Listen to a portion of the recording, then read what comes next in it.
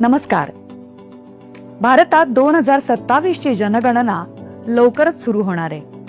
ही जनगणना विशेष आहे कारण ती डिजिटल साधनांचा वापर करून केली जाणार आहे.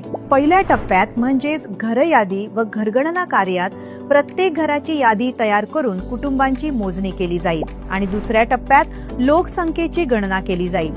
आधी पहिल्या टप्प्याविषयी बोलूया. या टप्प्यात नियुक्त केलेले प्रगणक घरांना भेटी देऊन घरांबद्दल माहिती गोळा करतील. परंतु ही प्रक्रिया स्वगणना पोर्टलद्वारे देखील पूर्ण केली जाऊ शकते. कुटुंब प्रमुख किंवा त्यांच्या वतीने कुटुंबातील कोणताही सदस्य पोर्टलला भेट देऊन आपल्या घराचे आणि संबंधित उपलब्ध सोयी सुविधांविषयीचे तपशील भरू शकतो. कृपया नोंद घ्यावी. एक कुटुंब फक्त एकाच मोबाईल नंबरचा वापर करून लॉग इन करू शकते आणि ही नोंद कुटुंब प्रमुखाच्या वतीनेच केली गेली पाहिजे. एकदा मोबाईल नंबरची स्वगणनेसाठी नोंदणी झाल्यावर तो नंबर दुसऱ्या कुटुंबासाठी वापरता येणार नाही. कुटुंब प्रमुखाचं नाव बदलता येणार नाही. लोकांनी स्वगणना केल्यास गणना प्रक्रिया अधिक सोपी आणि जलद होईल. हा याचा मुख्य फायदा आहे. स्वगणना ही एक विशेष सुविधा आहे. ती त्या विशिष्ट राज्यात किंवा केंद्रशासित प्रदेशात घर यादी कार्य सुरू होण्याच्या 15 दिवस आधी उपलब्ध करून दिली जाईल. HLOच्या प्रक्रियेदरम्यान प्रत्येक रहिवाशाला एकूण अधिसूचित 33 प्रश्न विचारले जातील. महाराष्ट्रातील स्वगणनेचा काळ हा 1 मे ते 15 मे आहे. तसेच HLO प्रक्रियेचा काळ हा 16 मे ते 14 जून आहे. स्वगणना पोर्टलवर तपशील कसा भरावा? सर्वप्रथम SE पोर्टल उघडा. त्यानंतर आपलं राज्य किंवा केंद्रशासित प्रदेश निवडा आणि स्क्रीनवर दिसणारा कॅप्चा भरा.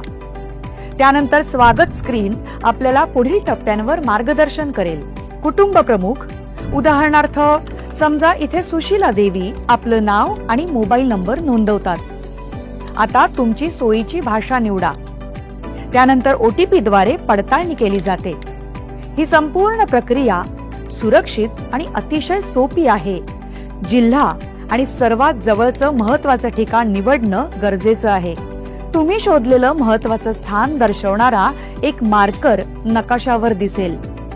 आता तो मार्कर तुमच्या घराच्या जागेवर ओढा. त्यानंतर जतन करा आणि पुढे जा वर क्लिक करा.